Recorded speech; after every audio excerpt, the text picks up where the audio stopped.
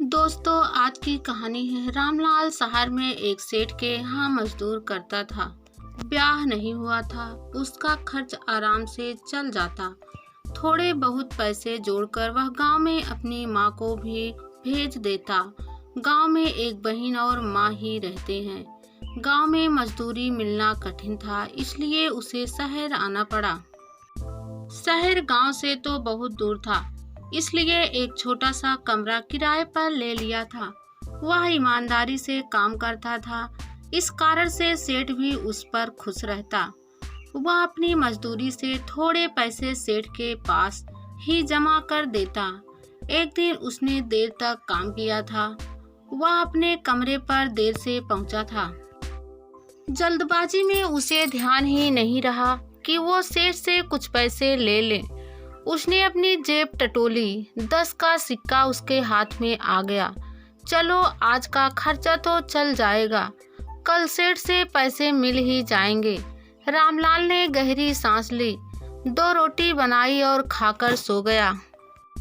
सुबह जब रामलाल काम पर जाने के लिए निकला तो पता चला कि पुलिस वाले किसी को घर से निकले ही नहीं दे रहे हैं। सरकार ने लॉकडाउन लगा दिया है। बहुत देर तक वह इसका मतलब ही नहीं समझ पाया। केवल यही समझ में आया कि वो आज काम पर नहीं जा पाएगा। वह उदास कदमों से अपने कमरे पर लौट आया। मकान मालिक उसके कमरे के सामने ही मिल गया था। देखो रामलाल, लॉकडाउन लग गया है, महीने भर का कोई वायरस फैल रहा है। तुम एक काम करो कि जल्दी से जल्दी कमरा खाली कर दो। रामलाल ने कहा, कमरा खाली कर दो? मुझसे कोई गलती हो गई है क्या? नहीं, पर तुम काम पर जा नहीं पाओगे तो कमरे का किराया कैसे दोगे? क्या महीने भर काम बंद रहेगा? हाँ, घर से निकलोगे तो पुलिस वाले डंडा मारेंगे। रामलाल के पास तो केवल 10 का सिक्का ही है। वह कुछ नहीं बोला, उदास कदमों से अपने कमरे में आकर लेट गया। उसकी नींद जब खुली तब तक शाम का अंधेरा फैलने लगा था। उसने बाहर निकलकर देखा, बाहर सुनसान था। उसे पैसों की चिंता सता रही थी। यदि वह कल ही सेठ से पैसे ले लेता तो कम से कम खाने की जुगाड़ तो हो जाती। यदि वह सेठ के पास चला जाए तो सेठ उसे पैसे अवश्य दे सकते हैं। उसने कमरे से फिर बाहर की ओर झांका। बहुत सारे पुलिस वाले खड़े थे। उसकी हिम्मत बाहर निकलने की नहीं हुई। भूख के कारण उसके पेट में दर्द सा हो रहा था। वह उठा, 2 रोटी बना ही लेता हूँ, दिन भर से कुछ खाया कहाँ है। स्टोव जला लिया, पर आटा रखने वाले डिब्बे को खोलने की हिम्मत नहीं हो रही थी। वह जानता था कि उसमें थोड़ा सा ही आटा शेष है।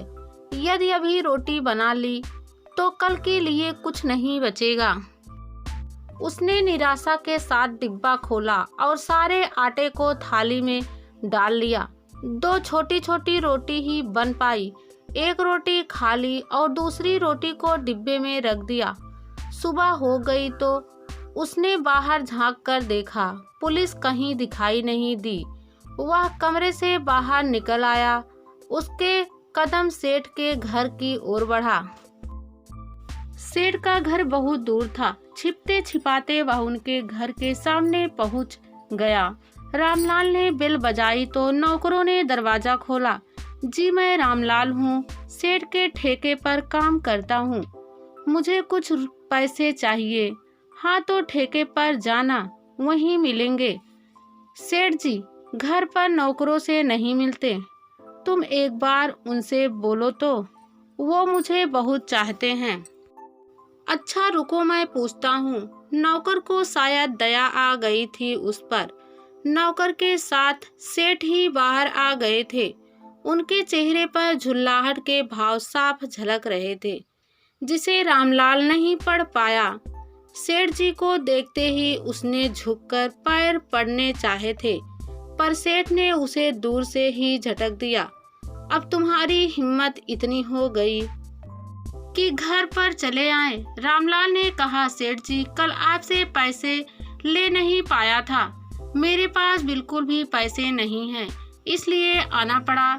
सेठ ने कहा, चल यहाँ से बड़ा पैसे लेने आया है, मैं घर पर लेन देन नहीं करता। रामलाल ने सेठ जी के पैर पकड़ लिए। मेरे पास बिल्कुल भी पैसे नहीं हैं, थोड़े से पैसे मिल जाते हुजूर। सेठ ने उसे ठोकर मारते हुए अंदर चला गया। हक्का बक्का रामलाल थोड़ी देर तक वहीं खड़ा रहा। उसे समझ में नहीं आ रहा था कि वह क्या करे। तभी पुलिस की गाड़ियों के आने की आवाज गूंजने लगी। वह भयभीत हो गया और भागने लगा। छिपते छिपाते वह अपने कमरे के नजदीक तक तो पहुंच गया, पर यहीं गली में उसे पुलिस वाले ने पकड़ लिया। वह कुछ बोल पाता उसके पहले ही उसके ऊपर डंडे बरसाए जाने लगे थे। रामलाल दर्द से कहार उठा। तभी एक मोटरसाइकिल पर सवार कुछ नवयुवक आकर रुक गए। उन्होंने पुलिस वाले से कुछ बात की। पुलिस ने उन्हें जाने दिया। रामलाल हाँफते हुए अपने कमरे में लेट गया। रामलाल के आंखों से आंसू बह रहे थे, जिन्हें रामलाल को अपनी माँ की याद सताने लगी। रोते रोते सो गया था। जब रामलाल की आंख खुली तो उसका सारा बदन दुख रहा था। पुलिस वाले ने उसे बेदर्दी से मारा था। वह कहारता हुआ उठा। बहुत जोर की भूख लगी थी। वह जानता था कि डिब्बे में अभी एक रोटी रखी हुई है। सूखी और कड़ी रोटी खाने में समय लगा। वह अब क्या करे? उसके सामने अनेक प्रश्न थे। मकान मालिक ने रामलाल से कहा, कमरा कब खाली कर रहे हैं? मैं इस समय कहाँ जाऊंगा? आप कुछ दिन रुक जाओ, माहौल शांत हो जाने दो ताकि मैं दूसरा कमरा ढूंढ सकूं। रामलाल ने कहा, नहीं, माहौल तो मालूम नहीं कब ठीक होगा। तुम तो कमरा कल तक खाली कर दो, नहीं तो मुझे जबरदस्ती करनी पड़ेगी। कहता हुआ वह चला गया। रामलाल को समझ में नहीं आ रहा था कि वह क्या करे। वह चुपचाप बैठ गया। सूरज ढल गया था। रामलाल अभी भी वैसे ही बैठा था। उसने कमरे का दरवाजा जरा सा खोलकर देखा। बाहर पुलिस नहीं थी। वह बाहर निकल आया। कुछ लोग खाने का पैकेट बांट रहे थे। वह भी लाइन में लग गया। हर पैकेट को देते हुए वो फोटो खींच रहे थे, इसलिए समय लग रहा था। उसका नंबर आया। एक व्यक्ति ने उसके हाथ में खाने का पैकेट रखा। साथ के और लोग उसके चारों ओर खड़े हो गए। कैमरे का फ्लैश चमकने लगा। फोटो खिंचवाकर वो लोग जा चुके थे। रामलाल भी अपने कमरे की ओर लौट पड़ा। चलो, ऊपर वाले ने सुन ली। आज के खाने का इंतजाम तो हो गया। इसी में से कुछ बचा लेंगे तो सुबह खा लेंगे। उसे बहुत जोरों से भूख लगी थी। पैकेट में केवल 2 मोटी सी पूड़ी थी और जरा सी सब्जी बदबू मार रही थी। हक्का बक्का रामलाल रोटियों को कुछ देर तक यूं ही देखता रहा। फिर उसने मोटी पूड़ी को चबाना शुरू कर दिया। वह अब क्या करे? कमरा भी खाली करना है। अपने गांव भी नहीं लौट सकता क्योंकि ट्रेन और बस बंद हो चुकी है। पैसे भी नहीं हैं। वह समझ ही नहीं पा रहा था कि वह करे तो क्या करे। उसने मन ही मन भगवान को अवश्य याद किया। उसे सुबह ही पता लगा था कि सरकार की ओर से खाने की व्यवस्था की गई, इसलिए वह ढूंढते हुए यहाँ आ गया था। उसके जैसे यहाँ बहुत सारे लोग लाइन में लगे थे। वही लोग भी मजदूरी करने दूसरी जगह से आए थे। यहीं उसकी मुलाकात मदन से हुई थी, जो उसके पास वाले जिले में था। उससे ही पता चला कि बहुत सारे मजदूर शाम को पैदल ही अपने गांव लौट रहे हैं। मदन भी उसके साथ जा रहा है। रामलाल को लगा कि यही अच्छा मौका है। उसे भी इनके साथ गांव चले जाना चाहिए। शाम को वह अपना सामान बोरे में भरकर निर्धारित स्थान पर पहुंच गया, जहां मदन उसका इंतजार कर रहा था। सैकड़ों की संख्या में उसके जैसे लोग थे जो अपना अपना सामान सिर पर रखकर पैदल चल रहे थे। इनमें बच्चे भी थे और औरतें भी। रात का अंधकार फैलता जा रहा था, पर चलने वाले के कदम नहीं रुक रहे थे। कुछ अखबार वाले और कैमरा वाले सैकड़ों की इस भीड़ की फोटो खींच रहे थे। इसी कारण से पुलिस वाले ने उन्हें घेर लिया था। पुलिस ने जबरन उन्हें रोक लिया था। आप सभी की जांच की जाएगी और रुकने की व्यवस्था की जाएगी। कोई आगे नहीं बढ़ेगा। सारे लोग रुक गए थे। एक एक कर सभी की जांच की गई। फिर सभी को इकट्ठा कर आग बुझाने वाली मशीन से दवा छिड़क दी गई। दवा की बूंदें पड़ते ही रामलाल की आंखों में जलन होने लगी थी।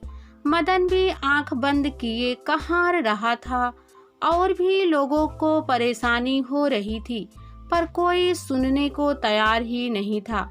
दवा छिड़कने वाले कर्मचारी उल्टा सीधा बोल रहे थे। सारे लोगों को एक स्कूल में रोक दिया गया था। 2 रोटी और अचार खाने को दे दिया गया था।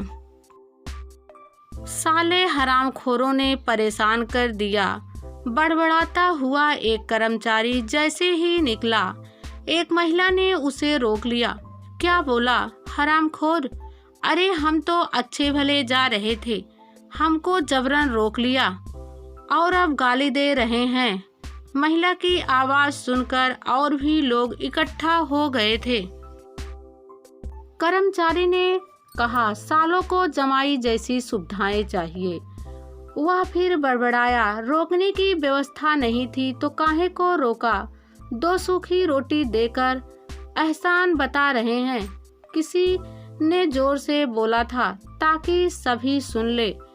पर साहब को यह पसंद नहीं आया। उन्होंने हाथ में डंडा उठा लिया था। कौन बोला? जरा सामने तो आओ। यहाँ मेरी बेटी की बारात लग रही है क्या, जो तुम्हें 56 व्यंजन बनवा कर खिलवाएं? सारे सकपका गए। वह समझ चुके थे कि उन्हें कुछ दिन ऐसे ही काटना पड़ेंगे। छोटे से कमरे में बहुत सारे लोग जैसे तैसे रात को सो लेते और दिन में बाहर बैठे रहते। बाथरूम तक की व्यवस्था नहीं थी। औरतें बहुत परेशान हो रही थी। कोई नेताजी आए थे उनसे मिलने। वहां के कर्मचारी ने पहले ही बता दिया था कि कोई नेताजी से कोई शिकायत नहीं करेगा, इसलिए बाकी सारे लोग तो खामोश रहे। पर एक बुजुर्ग महिला खामोश नहीं रह पाई। जैसे ही नेताजी ने मुस्कुराते हुए पूछा, कैसे हो आप लोग? हमने आपके लिए बहुत सारी व्यवस्थाएं की हैं, उम्मीद है आप अच्छे से होंगे। बुजुर्ग महिला भड़क गई। 2 सूखी रोटी और सड़ी दाल देकर एहसान बता रहे हो। एक कर्मचारी उस महिला की ओर दौड़ा, पर महिला खामोश नहीं हुई। हुजूर, यहाँ कोई व्यवस्था नहीं है। हम लोग एक कमरे में भेड़ बकरियों की तरह रह रहे हैं। नेताजी कुछ नहीं बोले, वे लौट चुके थे। उसके जाने के बाद सारे लोगों पर कहर टूट पड़ा। मदन और रामलाल एक ही बस में बैठ रहे थे, तभी किसी महिला के रोने की आवाज सुनाई दी। उत्सुकता बस वो वहां पहुंच गया था। एक आदमी एक औरत के बाल पकड़ पीट कर मुक्के मार रहा था। वह औरत दर्द से बिलबिला रही थी। इसे क्यों मार रहे हो भाई? रामलाल से सहन नहीं हो रहा था। ये तू बीच में मत पड़, ये मेरी घरवाली है, समझ गया तू? उसने अकड़ कर कहा। अच्छा, घरवाली है तो ऐसा मारोगे? रामलाल का खून खौलने लगा था। पर बता तो सही, इसने किया क्या है? ये औरत मनहूस है, इसके कारण ही मैं परेशान हो रहा हूँ। कहते हुए उसने जोर से औरत के बाल खींचे। वह दर्द से रो पड़ी। रामलाल सहन नहीं कर सका। उसने औरत का हाथ पकड़ा और अपनी बस में बैठा लिया। तुम मेरे साथ बैठो, देखता हूँ कौन माई का लाल है जो तुम्हें हाथ लगाएगा। औरत बहुत देर तक सुबक रही थी। उसने तो केवल यह सोचा था कि उसके आदमी का गुस्सा जब शांत हो जाएगा तो वो ही उसे ले जाएगा, पर वो उसे लेने नहीं आया। अच्छा ही हुआ, उसने उसका जीवन खराब कर रखा था, पर वह जाएगी कहाँ। रामलाल ने कमला से कहा, देखो कमला, तुम्हारा पति जब तुम्हारे साथ इतनी मारपीट करता है तो तुम उसके साथ क्यों रहना चाहती हो? तुम मेरे साथ मेरे घर चलो। कमला थोड़ी देर तक खामोश बनी रही। कमला ने कातर भाव से रामलाल की ओर देखा। फिर कमला ने बोली, तुम्हारे घर के लोग मेरे बारे में पूछेंगे तो क्या कहोगे? कह दूंगा कि तुम मेरी घरवाली हो। जल्दबाजी में ब्याह करना पड़ा। रामलाल के साथ कमला भी सोचती हुई कदम बढ़ा रही थी। उसे नहीं मालूम था कि उसका भविष्य क्या है, पर रामलाल उसे अच्छा लगा था। वह जिन यातनाओं से होकर गुजरी है, शायद उसे उनसे छुटकारा मिल जाए। माँ बाहर आंगन में बैठी ही मिल गई। रामलाल माँ से लिपट रोने लगा। रो तो माँ भी रही थी। जब से लॉकडाउन लगा था तब से ही माँ उसके लिए बेचैन थी।